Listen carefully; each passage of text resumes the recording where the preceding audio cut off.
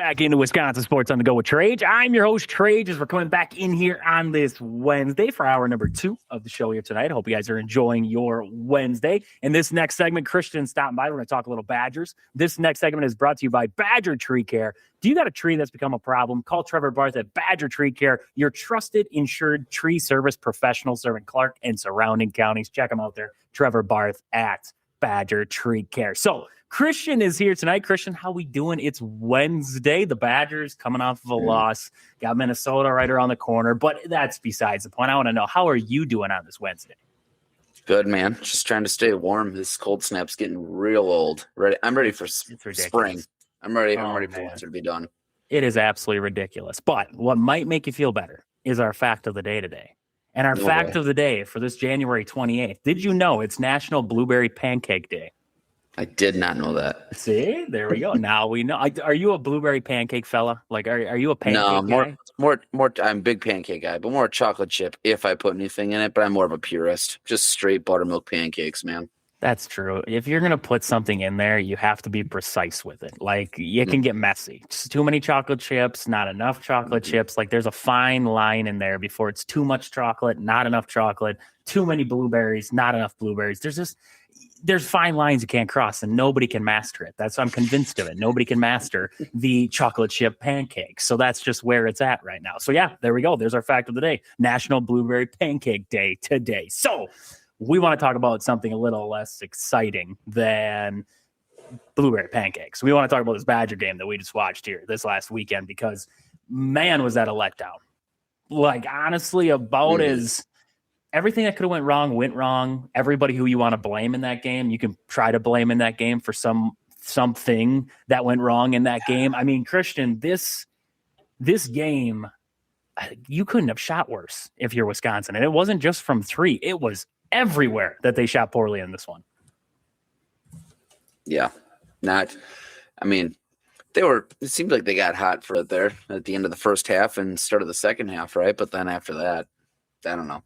Feels like definitely a game they could have put USC away.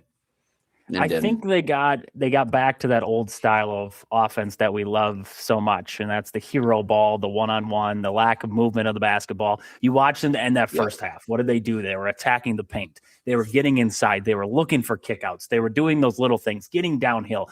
The things that we talk about with Wisconsin and the offense that they like to run, the movement of the ball. And in that second half, they went through a 12-minute stretch where, they didn't shoot a ball inside the arc. That's a problem, if you ask me. I don't know if anybody else got the same problem. I have a problem with that. When you shoot 37 threes in a game, I have a problem with that, especially when you only make 9. It's not like you were feeling it. You got to find other. I know inside the arc wasn't pretty either. They shot 23 for 67 on the game. They had a possession where they shot like 5 layups at the rim, and nobody could find a way to get it to fall. They ended up balling out of bounds. They got the ball back. But one of those kinds of possessions, it's just like you got to find a way to finish at the rim. I don't know if it's a focus thing. I don't know what it is, but that possession right there was like, oh my. Like, I love the hustle. I love the heart. Like, if you went right in this game, I love the hustle. They were getting after guys. This was a game where it was ugly, and they were battling for possession. Like I said, they had a possession where they had like 5 offensive rebounds. They were getting after it. They had the hustle. They were in that aspect. It was just, I don't know if it was a lack of focus or what it was, but finishing was the problem in this one all the way around. They started, like I said, they started to find kickouts. They were looking good offensively, like you said, in that first half. They went on that big run. They went up by 12. It all looked like they were going to be in cruise control then. And then it all went south. And Greg Gard alluded to it. He said, you give a team like this some glimmer of hope, like Mazzara, right? He's been struggling. You give him that glimmer of hope. It was bad. And I don't know, Christian, watching John Blackwell in this game, I just felt like from a leadership aspect, he doesn't have it yet. I expect this guy to be the leader of this basketball team, and Mazzara was cooking, right? He was having himself a night. John Blackwell is one of your better defenders, right? Yep. Maybe switch on to Mazzara of him. You go get him. Try to switch it up for a little bit. There wasn't that switch. And I know everybody's going to allude back to Greg Gard. And Greg Gard's got to make that switch, which I would agree Greg Gard probably should have made that switch. But in a standpoint of leadership on the floor, John Blackwell could have easily said that too. John Blackwell has been there, done that. He's an experienced guy. He's got to get after him. I don't know. I didn't like what I saw from Blackwell there in a stretch. I mean, early on, I liked what I saw. He was driving, he was getting downhill. When John Blackwell wants to, and he actually goes for it, gets downhill, gets to the rim, his mid-range is deadly. He is a really good scorer. But he goes away from that so often. He becomes so hesitant, and he becomes hesitant to become the leader and take over games. I don't know, Christian, are you seeing that same thing out of John Blackwell? It just seems like he struggles to want to take over a game. I mean, I think you could say it, but I think also part of that too is it's a little harder to do that when you have Nick Boyd on your team, right? Not saying Boyd's a ball hog or you know what I mean, but I think one of the last possessions is like the perfect example of that. Like down 2, get the ball, with like 12 seconds left, and Boyd literally just dribbles around forever and tries to get to the hoop and get. I mean, granted, he was getting to the hoop almost whenever he wanted for a good chunk of the game. He had 17 points in the first half, literally just doing that. So I get like his confidence doing that and stuff, but I don't know how many times I saw guys just standing around trying to move without the ball, doing whatever, and he had no intention of passing. So I mean, like not absolving Blackwell of anything, because I agree. I think he definitely, I don't know. It seemed like he's disappeared again. If he's not like coming out on fire and having a huge game, it's like he's just non-existent. So I think I agree with you. I mean, man, what do you even shoot? Like 3 for 13, 1 for 7 from 3. Jeez. Yeah. Yeah.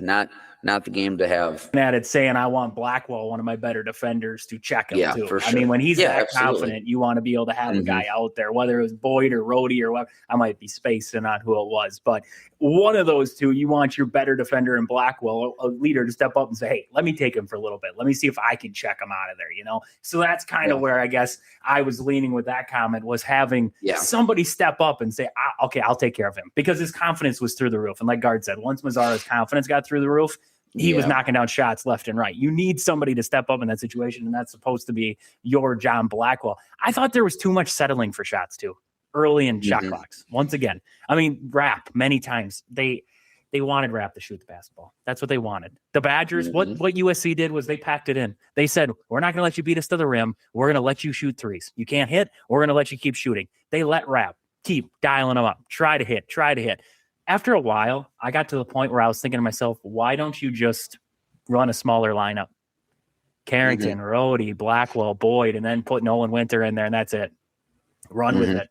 Because they're daring you to shoot threes. Rapp's not feeling it. Why are we continuously trying to get him hot, trying to find his shot? It's not there. There's too much settling for shots. It wasn't just Rapp. I don't want to completely put it on Rapp. It was Blackwell. It was Boyd. It was Rhodey. It was everybody, where they were just settling for shots early in shot clocks, wasting possessions, no movement of the basketball, just quick trigger. And that's not, when you're not feeling it on offense, that's not the easiest way to spark the offense, is just to fire one up at the rim, especially when it seems like there's a lid on there. So definitely I don't know, Christian, were you seeing it that same way with this settling once again for shots? Yeah. And again, like we've talked about this how many times this season. It's easy to be critical of them when they lose, because it's usually a big part of it is outside of their subpar defenses, the fact that they just cannot stop shooting threes. And I know that's the offense. I get that. But I think at one point they were 3 of 17, 3 of 16 for threes. And that was in the first half. It's like, at what point do you guys say, okay, we're just not feeling it, let's try something else? But I feel like they just, prescribe to shoot to get hot. Eventually they're gonna start falling, because we have seen them hit threes and at a high clip at this season. But I don't know, man. You see teams shooting less than 20% from 3. You'd think they finished 9 of 37, which is 24%. And that was even they got warm, I guess, not hot. But they were, when you're not even shooting 20% from 3, you think you'd change it up a little bit and say, we got at least, well, that's the thing though. They were down double digits, came back and got up 2 at the half, and then got up 10. And then, I don't know. Do you think it's again, just settled for bad shots? Early in the shot clock in the second half when they were up 10, or why were they working it around a little more? I don't know. I there are some things settling. They do some, it's almost like, did they get conservative? They just kind of wasted some clock, dribbled around a little bit, and then shot a 3. Or I don't know. I think there are even some possessions where it's they dribbled down, kicked it, and shot a 3 within 5 seconds of the shot clock. So I don't know. Right. I think USC adjusted. They flipped the defense on him a little bit after that first half. Boyd was slicing him. He was getting, like you said, getting downhill, getting to the rim. And then the second half, they said, okay, let's pack it in. Let's prevent the driving lanes, which is something that I think Wisconsin did a terrible job of in this game. I think they allowed too much deep penetration. They allowed guys to get downhill, allowed USC to kick out the open shooters. USC isn't a very good shooting team.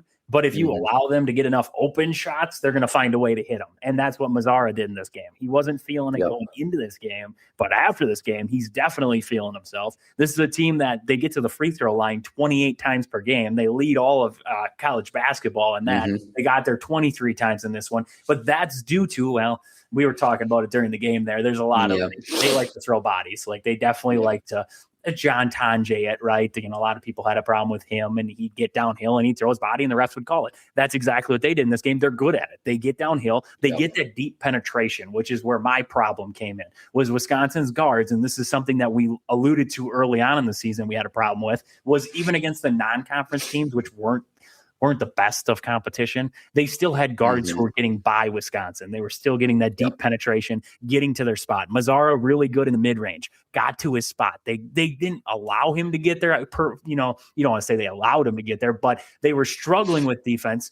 That's where they got, and it caused a lot of issues in this one. So I thought Wisconsin's defense in this one, it was, I don't want to say the worst we've seen all season, but definitely a letdown from what we've seen the past 5 games. Because I thought the past 5 games, their defenses looked really good. They've been really good at cutting off driving lanes, really good at cutting off passing lanes and turning teams over. And in this one, it was the flip side of it. It was the opposite. It's like this team regressed back to what we saw. Now, you want to look past it. You want to say, okay, now we got Minnesota, right? But Minnesota watched this tape too.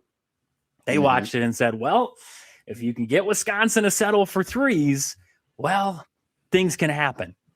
You look at that, you say, okay, what are we going to do to adjust to that, right? You got to be able to you got to be able to knock down shots. I mean, that's just plain and simple. You got to be able to knock down shots, but you got to find some kind of a post presence in there too. I mean, that's where a Bielauskis comes in. He only played 18 minutes in this game, had 3 fouls, but just really wasn't a factor in this game at all. They went with USC goes with a little bit of a faster lineup, so Bielauskis just wasn't the answer in this one. They went with Rapp. I'm not going to say that I thought that was the best decision to go with. I would have ran with Carrington and your other 4. You had Nolan Winter and Blackwell and Boyd and Rhodey. That's the 4. That's the 5 I would have ran with. Jack Janicki only played 5 minutes in this game, which I thought was weird because much as we've had problems with Jack Janicki, he only played 5 minutes, which was, I don't know. He didn't utilize the bench a lot. I don't know. Here's a question for you. What was worth burning Kingser's red shirt if you're just not going to utilize him at all in games like this? Right? Like, especially when we talk about how much they shoot threes. Like, and if that's what he does. So if, like you said, if you're going to burn his red shirt, why are you not using it? And I mean, like to your point, I was looking at that too. They had like 4 guys come off the bench, and like, you said Janicki had 5 minutes, and I think I saw another one who had someone had only 3 minutes. Garlic played 3 minutes. Yeah. Which I get because, I mean, size wise, and that guy just he's a freshman. He makes mistakes, right? But I don't know. There's not a whole lot I've seen out of Kinzinger that's he's unplayable. I mean, right. I think you got to give him some minutes. Just let him start figuring it out and get his shot going. Because I mean, Jack Janicki, I mean, he seems like kind of a glue guy, kind of like you would like to say utility player, but I mean, he hasn't really shown a whole lot of stuff. But at what point does he kind of start taking his minutes? Because he's probably more of a scoring threat. I mean, he played 5 minutes, didn't shoot the ball, had 1 steal and 1 foul. That was all. That was what he did. So I mean, I don't know. In a game like this where shots aren't falling too, like you said, a game like this where shots aren't falling and nobody can buy a basket. You have guys like Kingser on the bench. Hayden Jones has shown spurts of being something. Why not just give him a shot for a little bit? I mean, just give him a run for a little bit. Give him Nick Boyd. He was gassed in this game. Give him a break.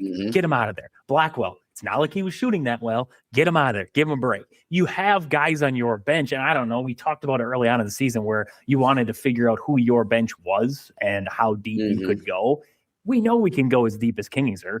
Why not utilize him? I don't even understand. Jack Janicki Jack Janicki has been playing better. His offense has actually come around a little bit. He's not like he's lighting up the rim or anything like that, but he's playing well. And you give him 5 minutes of runway. Your starters play the majority of this game. They're gassed. USC's running all over the place. This game I thought was mismanaged there's a lot of Greg Gard haters out there who are going to like this. I thought this game was mismanaged by Greg Gard. I thought that he didn't coach his best game. I thought his team didn't play their best game. And I mean, that's where it starts, right? If Greg Gard didn't have his team ready, I don't want to say he didn't have his team ready to go, but if Greg Gard's off that day, his team is probably going to follow suit. It's how it goes. Greg Gard, the game plan for this one, I don't know what the game plan was for this one. I really don't, because watching it looks like they just threw it together and said, let's just run it out here on a Sunday. We have NFC and AFC championships going on. We don't really care about this basketball game. It was just like one of those games where it was just a weird Sunday afternoon game that Greg Gard just threw together and his team just showed up. It felt like they were playing.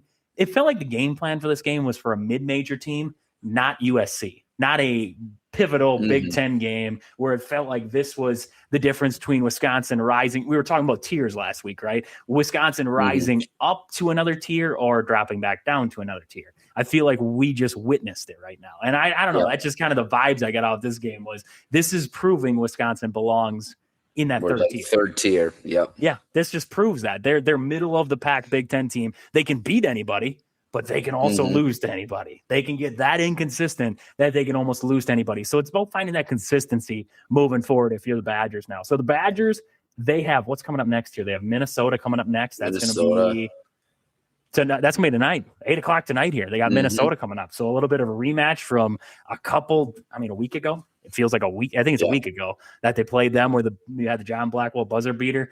It was one of those games where it was a struggle to the finish there too. So this is going to be a good game at the Kohl Center here between Wisconsin and Minnesota. Hopefully the offense can get right tonight. We're going to be talking about that on Saturday. We'll recap that game and we'll look ahead to Ohio State. I believe Ohio State's coming up this weekend too. 31st. 31st. Goodness, that's Saturday. So we're going to recap the Minnesota game and preview the Ohio State game for you coming up Saturday here on the show. So Christian, thank you as always for stopping by tonight. Let the people know where to find you out there across social media. As always, find me at Christian Borman. Check out my work at the Badger Backcourt. Trying to stay busy. Trying to, especially like if you guys are into like NFL draft stuff, trying to like get into like the Shrine, the Senior Bowl, hopefully the NFL Combine over the next few weeks here. Just keep up to date with the Wisconsin football players too.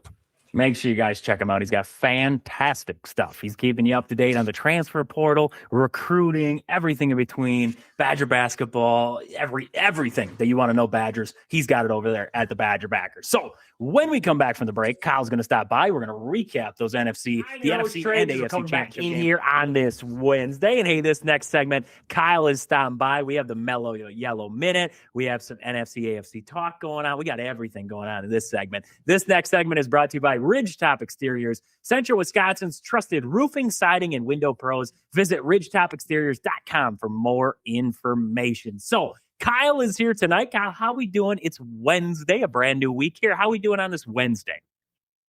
I'm good. We're leading up to the big game. I can't wait. So I'm over the moon, I guess, as they say. Did you get any of that crazy weather in the South? Did that hit as far as Georgia? We got very little. We got a little bit of like wintry mix, as they called it, but nothing too significant.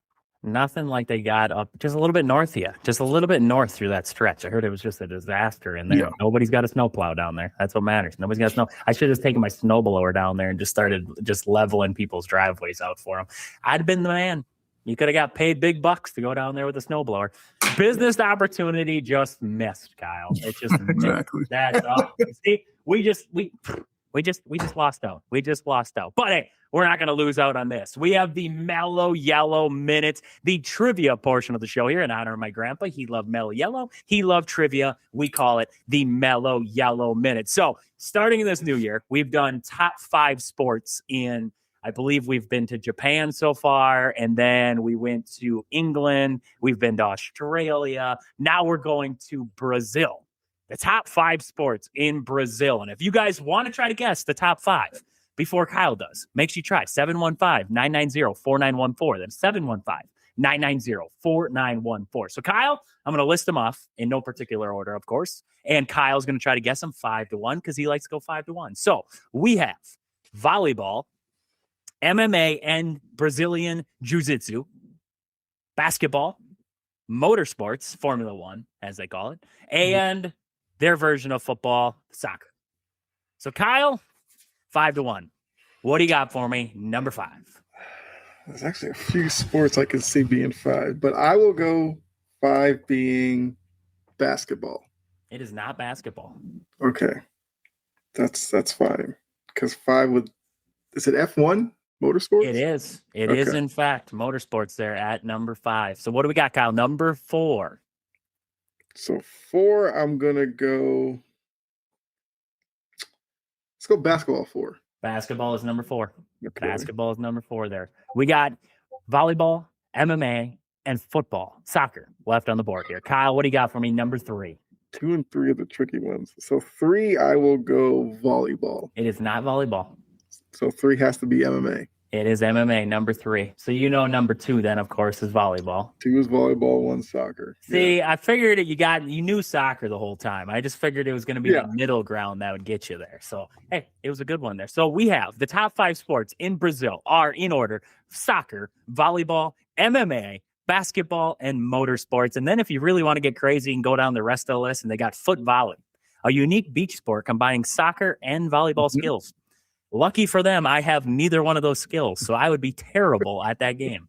But we will give it a whirl sometime, Kyle. We'll give it a whirl sometime. What is this one? I don't even know how to say that word. I can't even say that word, so we're not even going to talk about that other one. It's some like traditional Afro-Brazilian martial art combining dance and acrobatics. I don't even know how to say the word. Capoeira.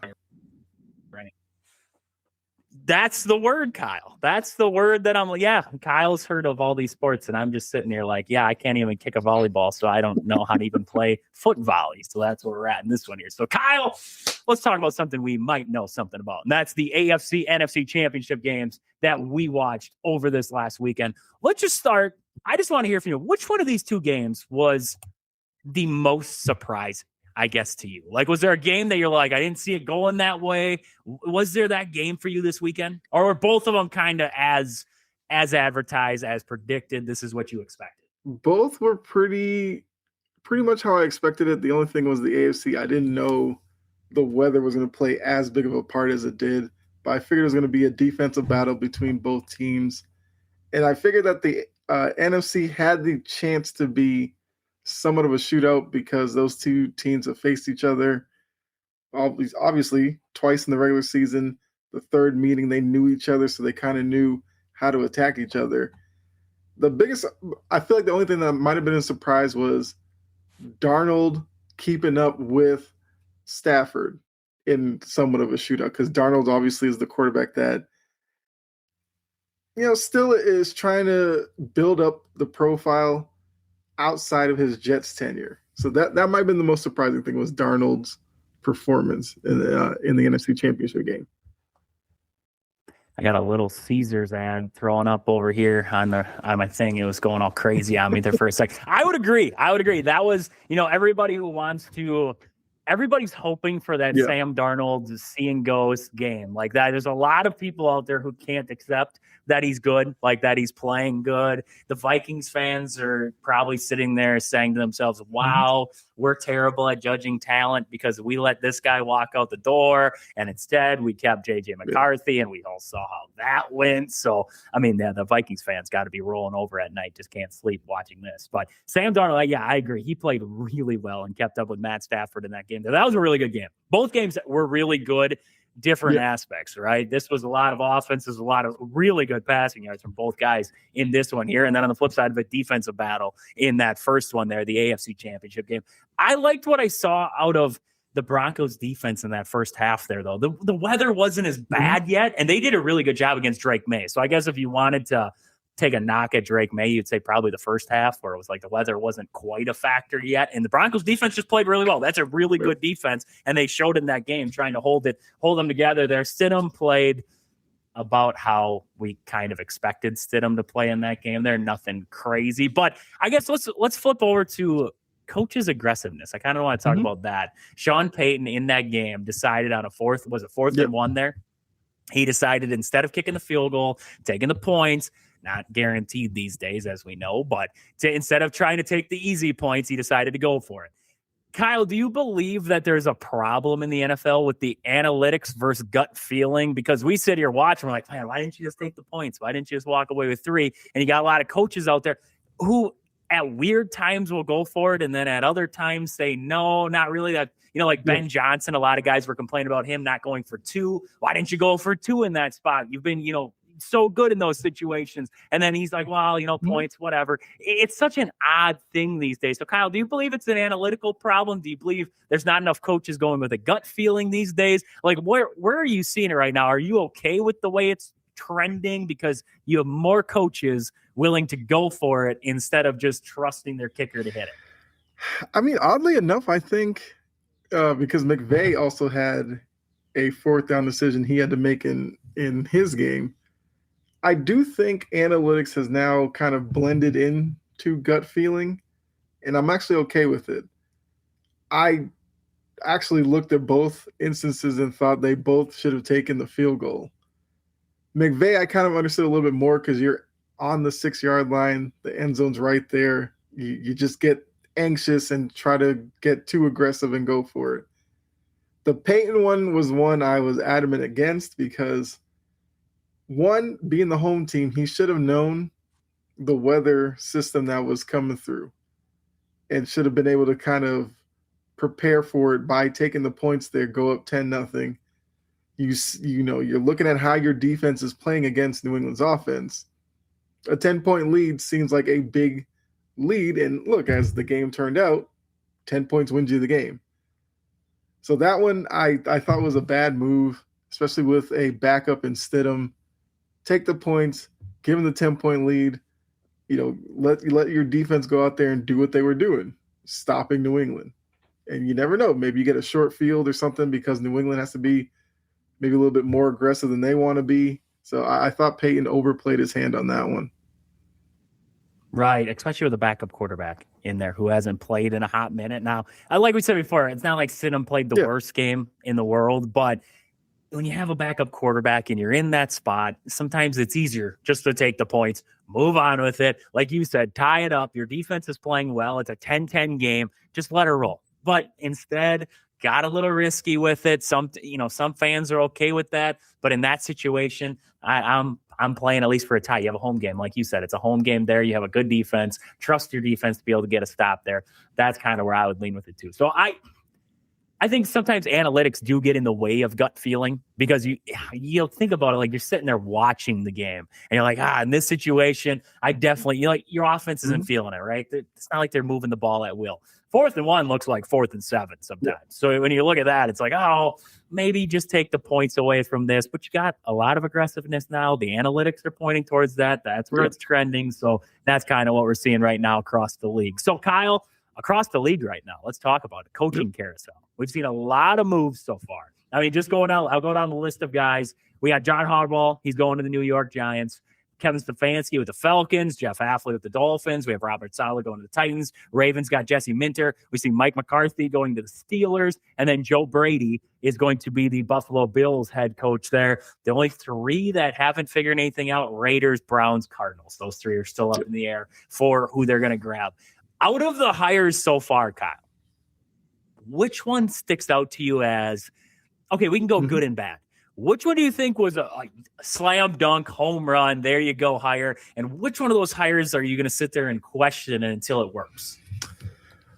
That's a good question. All right, so the one that I like is kind of in conjunction, Saleh to Tennessee with Dayball going with him as the OC for Cam Ward. I like that pairing for not only just Cam Ward, but I feel like Saleh with that defense where you have Jeffrey Simmons up front, Tavondre Stevenson, almost called Tavondre Stevenson, but Tavondre Sweat in the middle.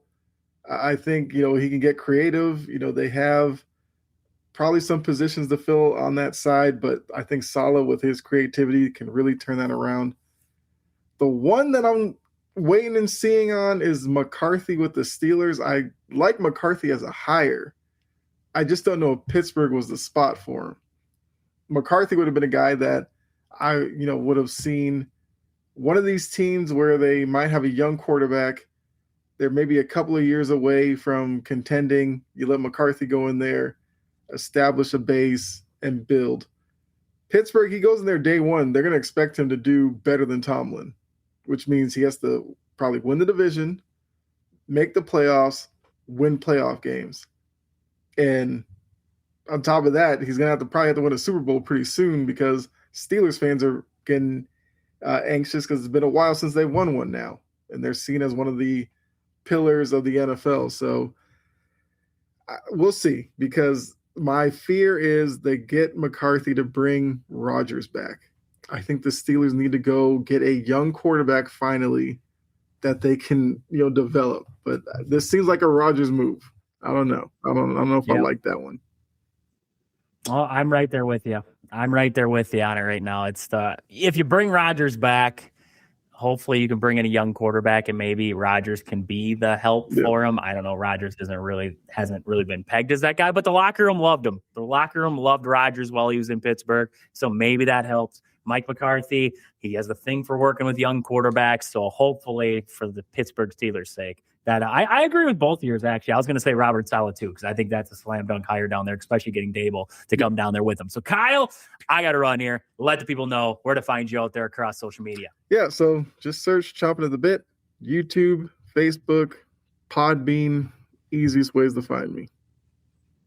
Make sure you guys check him out. He's got fantastic stuff. He's talking about those AFC, NFC championship games over there. He's going to be talking about the Super Bowl. He's got whatever Pro Bowl nonsense is going on these days. He's going to be talking about that. He's got all of it over there at Chopping at the Bit. So when we come back from the break, the Wisco Fanatics guys are going to stop by. We're going to talk a little bit of Bucks. We're going to talk a little bit about that Jonathan Gannon move there for the Packers. We'll be right back here on Wisconsin Sports here on this Wednesday. And hey, this next segment, the Wisco Fanatics guys are stopping by. We're going to talk a little Bucks. We're going to talk a little bit of Packers. This next segment is brought to you by Foreman's Hardware. They offer you everything from home essentials to farm supplies, house to farm, grills to drills. Foreman's Hardware has got you covered. Visit today in Loyal, Colby, or Medford, Wisconsin. Tell them I sent you down there. Get 5% off. They're always running deals on everything. I was just down there yesterday. It was cold outside. I had to go grab some stuff. They had some warm weather stuff down there. Make sure you're checking them out, especially right now. It's cold. They got gloves. They have coats. They have it all. Check them out there. Foreman's Hardware in Loyal, Colby, or Medford. So I got the Wisco Fanatics guys here tonight. How we doing, fellas? Jake,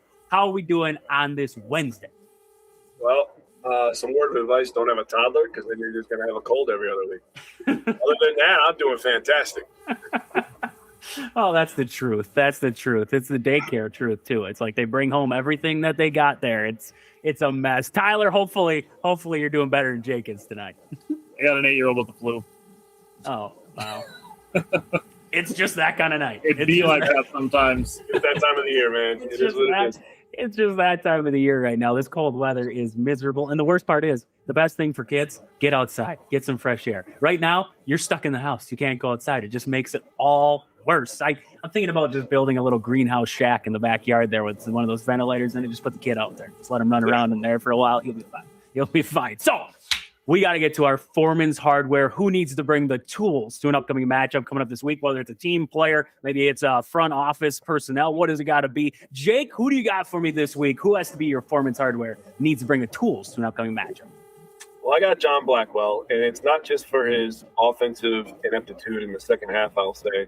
Going 3 for 13 overall, 1 from 7 for 3. He did crash the offensive boards well. He actually led the team in offensive rebounding with 5.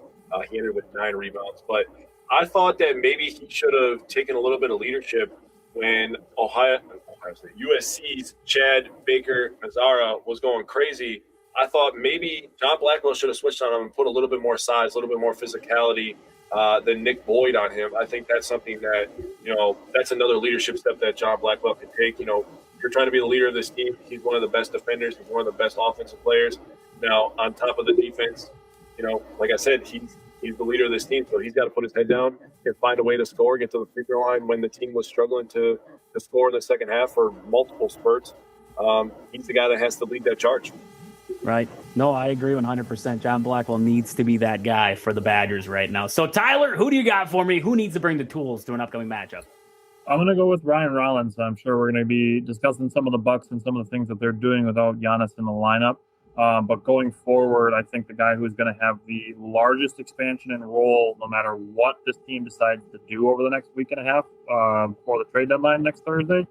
But I think no matter what happens, the guy that's going to have the biggest increased role is going to be Ryan Rollins.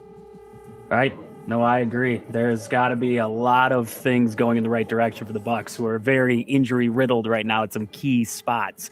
I'm going to go with give me Brian Gutekunst. Give me Brian Gutekunst and Matt LaFleur. The new DC hire, Gannon, coming in. They're going to have to retool his room. I believe the backs coach is heading down to Miami too, I believe, at this point. So, I mean, they got to retool that room now. So it's up to Goody and Gannon and Matt LaFleur now to try to fix that, because we saw last season, the secondary, there was some issue out there. There was some issue all the way around on the defense at times. So definitely going to need the right guys in the room there. So hopefully Brian Gutekunst can step up, make a darn good hire. Hopefully, right, moving forward. So let's jump over. We're going to talk about Gannon next year in a little bit. I want to get these guys' take on the hire. But before we get there, what we always come here to talk about, and that's the Milwaukee Bucks. Well, it has been, I would say, a struggle as of late here. So, I mean, let's just go with impressions of what we've seen as of late. They dropped that game to the Thunder, and then they had that loss, the close loss there to the Nuggets, postponed against the Mavericks. They couldn't get out of Dallas down there. So, thoughts as of late here, fellas. Tyler, starting with you, your thoughts as of late here of this Milwaukee Bucks team. I'm really just kind of treading water, honestly, with the way the things are going with the Bucks. Obviously, the Thunder are the defending champions, and they played like it. Then you get the Nuggets again, and you get down big, something that we talked about on our show a whole bunch of times. You can't give yourself huge deficits in the first and second quarters and then expect to just be able to run it in the second half and come back and win those games. That said, it is good that they both made that comeback, ended up losing by 2, and they were a half-court shot away from winning it. But you can't be down by 16 points in every single game you play. So the slow starts that they're getting off to, and then just kind of just doing whatever on the court and not really having, an identity, something that Jake has talked about a whole bunch of times. I'm just kind of treading water and just kind of seeing how John Horst views the Giannis injury in the trade deadline at this point. Right. Jake, what do you got for me? Bucks as of late impressions. Yeah, it's been tough. Not to sound too redundant, but they got absolutely whooped up and down the floor against the Thunder. The Thunder led that game basically the entire game. Maybe early on, the Bucks had an early lead. Then you get to Denver, and you're like, okay, rematch against Denver. Let's see what we can do. And the Bucks just decided to puke all over themselves again. And the Nuggets actually led 80% of the game.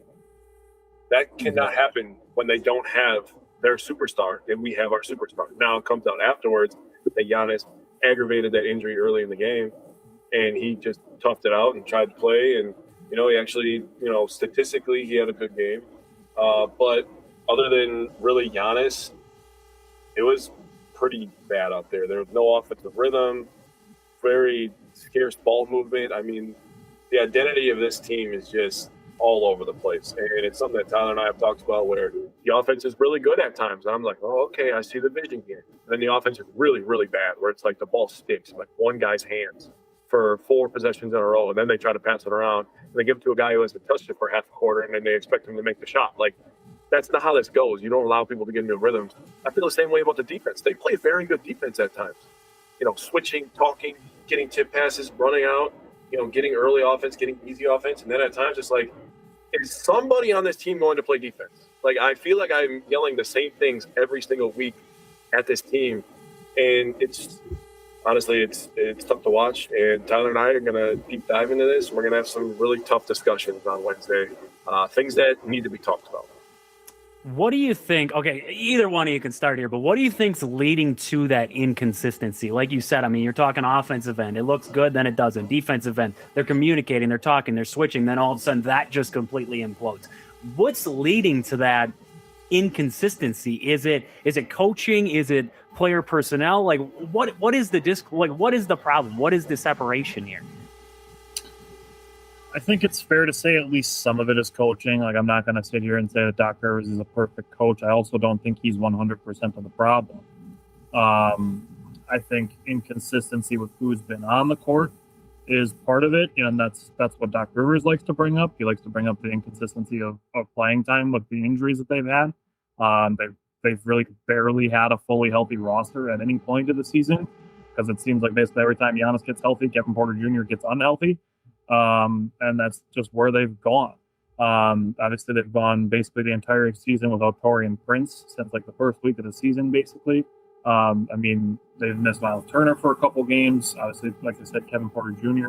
So I think just the roster inconsistency with some of the injuries, and then the coaching obviously is a big aspect of it. And then the last thing that I would say, something that they've brought up, players have brought it up, coaches have brought it up, Giannis has brought it up, is a lack of focus. I think that's definitely something that has shown. And I don't know where that would stem from. You know, you can call it coaching, but I mean, players know that they have to focus on the game if they want to win the game. Right. Like, you don't need to tell professional basketball players that they need to focus on the game in order to win. Like, you shouldn't have to tell professional basketball players to move the ball. Like, those are things that the players themselves should know, regardless of who's coaching the team. Like, yep. you could pick somebody from the stands to go coach the team, and there should still be a pretty solid level of competence on the floor when you're talking about professional basketball players. So the players own some of this too. And like I said, we'll see how Horst views the rest of the last week and a day until the trade deadline next Thursday. Jake, you don't feel is there? I don't know if this is the right way to phrase this, but do you feel like some players have mailed it in? Like, just hearing that and hearing it's something with what's going on with their focus and their mental focus on getting ready for a game and being in the game, being involved, whatever it is. I mean, in your eyes, is that maybe part? Not all players. I don't want to say it's everybody on this team, but is there maybe some players, you don't even have to name them, but like you can see it or kind of feel it when you watch them? There is a definite lack of, there's a disconnect for sure. There's a lack of effort there. That's the one thing that would really upset me as a fan. Like, if you're going to lose games and you're losing close games, like this technically ended up being a close game loss, the game against the Nuggets, even though they were down by 23 points at one point. But losing by 2, that's a close game loss. But the spurts of lack of energy, lack of effort is the thing that really bothers me. And that's what will bother, the day-to-day working man, the blue-collar man, especially the people that are around here in the state of Wisconsin. Like, we're hard workers. We're blue-collar. We go to work. We work our 9 to 5s. We go home. We take care of our families. We expect our players to play hard for us. We don't expect you to win a title every year. Some people may have those unrealistic expectations. It's not going to happen. So maybe get out of La La Land, or maybe give me an extra ticket to that place so I can be happy every single day with unrealistic expectations. But, it's just the lack of effort. And I do put a lot of the blame, and Tyler and I are different points of view on this. I put a lot of the blame on Horst. Because I think once he traded Drew Holiday, and again, I've been on record saying that I would make that trade too. I would trade for Damian Lillard. At that point, I would trade for Damian Lillard. But I think Horst tried to lean too much into the offensive game, the way that the NBA was trending at that time. It's all offense. And once you lost Drew Holiday, that's when they lost their identity of defense. And since that point, he built this team. And to Tyler's point, he's talked about this, how they tried to surround Giannis with a bunch of shooters. Like, hey, we're going to spread the floor. This is going to be a total Giannis team. Giannis is going to get downhill. We're going to spread the floor. They didn't surround him with enough defenders that helped him on the other end of the court. And that's something that we've talked about with other superstars and why we think Giannis is the best, because he plays both sides of the ball. And other guys don't play up 2 sides of the ball. So the team building wasn't the best to me. The lack of effort and energy is something that you can point at with Doc. Maybe people are tuning him out at this point. And the rest of the season is really going to be really interesting to watch, to see how some players respond with the news that Giannis is out for 4 to 6 is what they're saying at this point. And I said no timetable, but yeah, it sounds like it's going to be 4. It sounds like he re-aggravated it. So, if he is out for that long, it is what it is. Tyler and I have some opinions on what they should do with Giannis. And the next week and a half is really going to be where you're going to have to watch. And if 34 is still on this team, then there's a clear path to what 2027 is going to be. Right. I mean, okay, so yeah, let's just stick there. Tyler, what do the Bucks have to do to survive without Giannis? They don't have Porter right now. They don't have Giannis. Both of them banged up. You're talking 4 to 6 weeks. I know it says no timeline, but that they just spew that out there sometimes. We're thinking what the thought was 4 to 6. What do the Bucks do to survive until Giannis would return? Like, what does that look like? I think it doesn't look like surviving at all. And I also don't think that it means jumping off the deep end and committing, basically ending your season and ending your franchise and rebuilding the franchise. I don't think it needs that either. But I think it's somewhere in between. And this is what Jake is kind of hinting at and teasing a little bit, is that we think the Bucks should just shut Giannis down for the rest of the season. Yep. Because Doc even talked about it a little bit, how the last time he came back early, and we were like, all right, good, we're going to get Giannis back. We can go on a run in December. The schedule's not that tough. And they weren't able to do that. Lost Kevin Porter Jr. 2 weeks later, we're losing Giannis again for another 4 to 6 weeks. And it's the same injury. It'd be a little bit different if it was like, okay, he has an ankle sprain from rolling his ankle versus a soft tissue injury like a calf strain. Right. That has then led to another calf strain. Because here's the big picture thing. How many injuries were preceded by calf strains? We've seen it happen to the Bucks. Damian Lillard's Achilles tear. Kevin Durant's Achilles tear when he was with the Warriors. Those were both preceded by calf injuries. I'm not trying to rush Giannis back to a team that's 7 games under 500 just for him to tear his Achilles, and then next year is completely screwed too. Yeah. So I am shutting Giannis down. I am not letting him play another game with a calf strain until it is 100%. I'm not letting him play at 80%. I'm not letting him play at 90%. I'm waiting until he is 100% because I don't want to see a calf strain turn into an Achilles injury and then he misses 26, 27. And then you're looking at this summer trying to extend the guy who's going to miss the first season of that extension. Yep. Yeah. So I'm not thinking about surviving. I'm thinking about the future. You got to think about next year. Like you're saying, you got to think about next year. You got to think about that kind of future too at times because you're looking at it as, well, if you bring him back right now, the trajectory that you're on with all the injuries that have plagued you, it's heading south fast. No point on rushing a guy back. It'd be different if they were like the 5 seed. Right, 100%. And right now you're kind of on the outside looking in already. And I mean, the way that it's heading, it's going to look worse better than it's going to look better. So, I mean, okay, real quick. Trade deadline. This affects it massively. I mean, what are you guys doing now? Now that the Giannis injury, the Porter injury, what are you guys leaning towards now with the Bucks? I don't want to necessarily say to tank, but obviously we're going to be focusing on the draft pick. The Bucks have their own draft pick for 2026. People need to get it out of their minds that the Bucks don't have their own pick just because the Atlanta can swap it with New Orleans pick. Atlanta gets the worst of the Pelicans or the Bucks pick. That's where we're at. So the Pelicans right now are really, really, really bad, whereas the Bucks are just hurt and kind of bad. That's where we're at. So 2026 is a loaded draft. Everybody's really excited about it. So my thought as the trade deadline approaches next Thursday is to trade as many of the expiring contract guys as you can to try to get second round picks. If people are willing to give you first round picks, if you do some stuff back and forth, I'm fine with that. You still need to trade Bobby Portis. There's nothing that Bobby Portis is going to do for you for the rest of the season that is going to benefit you in any way for next year. So my focus is to try to get some more picks for this summer to trade Bobby Portis and then take every single minute that Giannis or Bobby Portis were going to play and give them all to Pete Nance. I'm totally fine with Pete Nance playing 35 minutes a game for the rest of the season. That's where my focus is at. Getting assets, playing Pete Nance on top. I like it. I like that. Jake, anything to add to that? No, just the growth of the young talent that you have on the roster is going to be the key for the rest of the year. Again, I wouldn't call it tanking because I still think that the Bucks with young talent, if they start vibing, you never know. Basketball's weird like that. You gain some momentum, and then all of a sudden you're in the play-in. I would still shut Giannis down. Tyler and I are on the absolute 100 same page with that. And then, ditto to everything else Tyler said. Right. No, I agree. I agree with you guys 100%. I mean, there's no point in rushing Giannis back. You want to see your young talent grow anyways. You're kind of in that mode right now, and who knows? Basketball's crazy, and like you guys said, and I mean, you could end. There's 10 spots now. You could end up in a play-in game, and anything can happen at that point. So before I let you guys go, Jonathan Gannon hired by the Green Bay Packers. Just quick thoughts when you saw the hire, your reactions. Jake, starting with you, what do you got for me?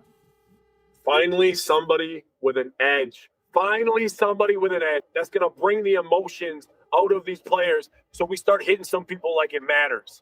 I was so happy with that. I wanted Jim Leonard at first because schematically he's fantastic, but give me the guy with the energy who brings the edge.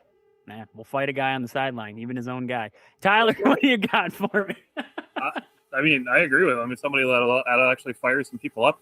It'll be interesting to see if he coaches from the sideline or from the booth like Halfley did, but I think there's way too many people going, oh, he was a bad head coach in Arizona when he wasn't calling the defensive plays there. And people are still like, oh, he's the head coach. Yes, he's coaching the entire team, not just the defense. So I tend to focus more on what he's coming here to do, which is to be a defensive coordinator, not a head coach. And I looked at his previous defensive coordinator tenure at Philadelphia. So looking at how much that team improved, like they went from 11th to 1st in passing yards per game from his first year to the second year, and they went from 28th to 7th in takeaways. Two things the Packers need to be dramatically better at. So that's where I'm focusing on is that he can help the Packers in two super specific areas that they need to improve on. Well, I'd like to end on this. One other thing that the Packers need to improve on is tackles for loss and sacks. His last year in Philadelphia had 70 sacks and 69.5 tackles for loss. Nice. For comparison, the Packers had 36 sacks last year and 32 tackles for loss. So if you could double those numbers and give me some takeaways, I think Jordan Love with the ball in his hands is going to throw 45 touchdowns. So let's go.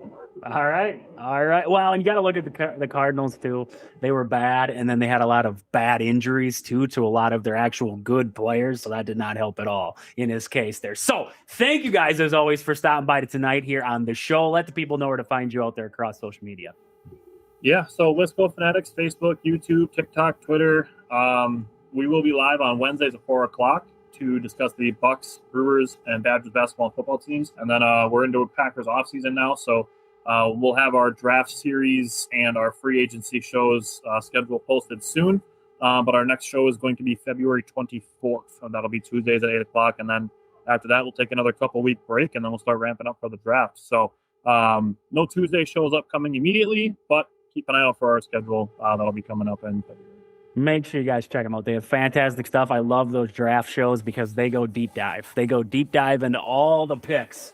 Everybody that you could possibly want, they go into it. So when we come back from the break, we're going to wrap it up today. Sports on the Go with Trage. I'm your host, Trage, as we're coming back in here on this Wednesday, wrapping it up for the day here. And this next segment of the show here is brought to you by Peggy Sue with Century 21 Gold Key Realty. She knows the area and the market, dedicated to powering your property goals with proven strength. Check her out there, Peggy Sue with Century 21 Gold Key Realty. So we're wrapping it up for the day here on this Wednesday. And I just wanted to hit one last thing. What is grinding my gears this week? And, as the show was going on, I was scrolling through social media. And man, oh man, it is hard to have an opinion as a fan these days. It is really hard to have an opinion. I'm just scrolling through there, and whether it's the Jonathan Gannon news or it's the Freddie Peralta trade, it doesn't matter. Whether you're on one side of the fence or the other, you'll just be attacked if you go after one way or the other. I mean, that's having an opinion these days isn't the right thing, I guess. So I'm here to tell you, have your opinion. Have your opinion on anything. Because my goodness, it just grinds my gears going through the comment section. And all I see is people attacking other people about this and that and everything in between. It's sports. It's sports.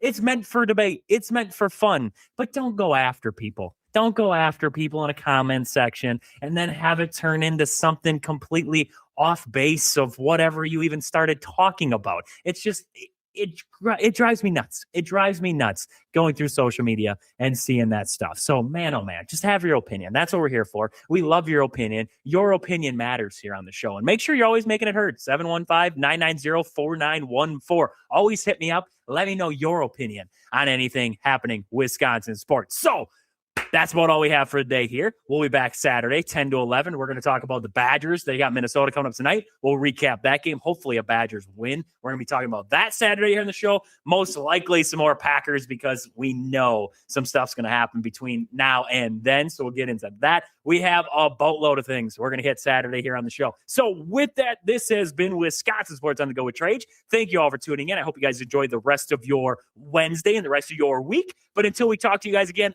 on Saturday, see ya.